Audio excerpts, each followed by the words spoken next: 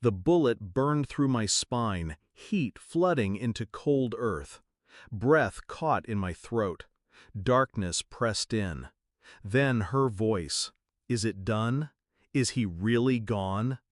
My brother's laugh was a sound I had once trusted. I emptied the mag into him. He's warm food. Let's get his son next. Silence. Then her reply, low, measured, final. Good. Tell everyone a bear got him. What a tragedy. Their footsteps faded. The wind bit through my jacket. I tasted iron. My hands clawed the dirt.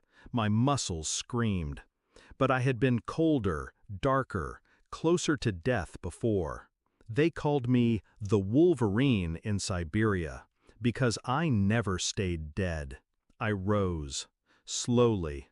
Pain was just an old friend. I knew my next move before my shadow even touched the tree line. Blood crested under my shirt by the time I reached the cabin, 3 miles out.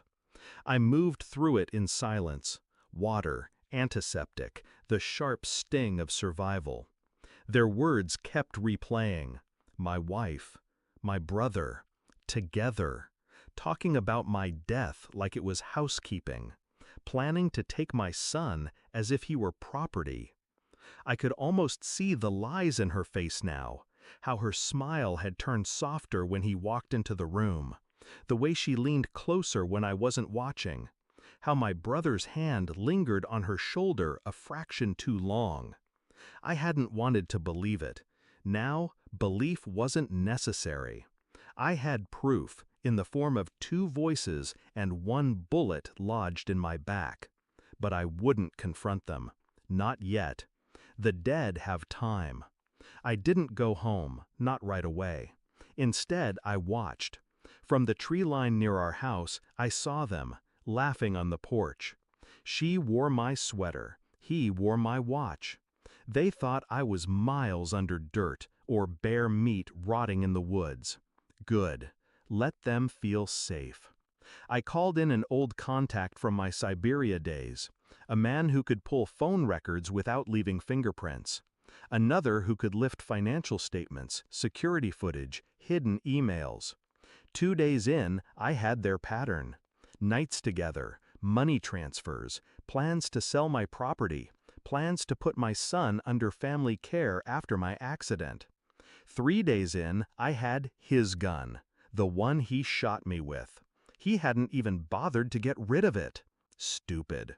4 days in, I had something better, my son's location. Still with her, unharmed, for now. My heartbeat stayed steady, my breathing calm. But inside, there was a storm I had been saving for this exact moment. I waited until nightfall, knocked on my own door. She opened it. For a second, her face froze, then smoothed into something too practiced. "You're alive?" "I am," I said. My voice was steady, cold enough to frost glass. He stepped into the hallway behind her, pale, no laugh this time. I dropped the folder onto the table. Phone logs, bank transfers, security stills of them leaving a motel. The grainy image of him buying ammo, the exact caliber now lodged in my back. Neither spoke. Her eyes darted to him. His jaw tightened. "I know everything," I said. "And I've known long enough to prepare." The silence between us was a living thing. I didn't shout, didn't hit him, didn't beg her for answers. Instead, I stepped aside. My son walked in from the porch, his small hand in mine. "We're leaving," I told him. "No," she whispered. "Yes." I turned to my brother. "You wanted my life. You can have it. The house, the debts, the memories. But not him." His lips parted, some mix of protest and guilt, but nothing came out. She looked at him, then at me, realizing what I'd taken. Not revenge. Something worse. Control. When we stepped out into the night, I left the door open. Let the cold air bleed into their perfect little scheme. Let it freeze. We drove without speaking. The road curved through black pines and snow-heavy branches. My son fell asleep in the seat beside me.